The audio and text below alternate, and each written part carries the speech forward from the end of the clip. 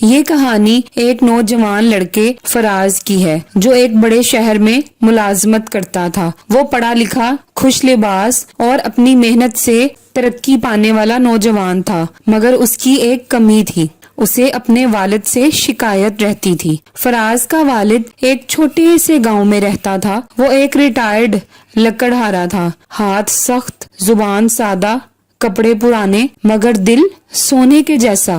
مگر فراز کو ان کی سادگی سے بہت شرمندگی ہوتی تھی۔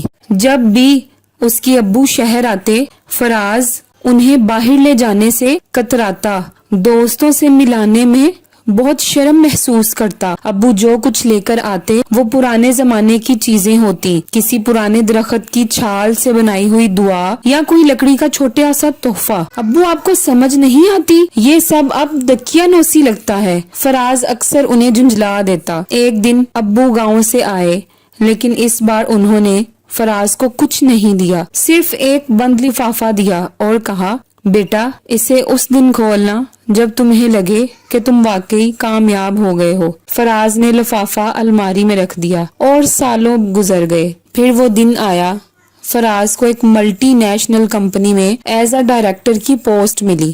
وہ اب مہنگی گاڑی میں تھا، فلیٹ کا مالک تھا، سب کچھ حاصل کر چکا تھا۔ اس رات اس نے پرانی الماری سے وہ بند لفافہ نکالا، کانپتے ہاتھوں سے اسے کھولا۔ اندر ایک پرانا کاغذ تھا جس پر صرف یہ لکھا تھا، بیٹا جس دن تم یہ لفافہ کھولو گے مجھے یاد کر لینا، کیونکہ اس دن تم کامیاب ہو جاؤ گے، مگر شاید میں نہ ہوں۔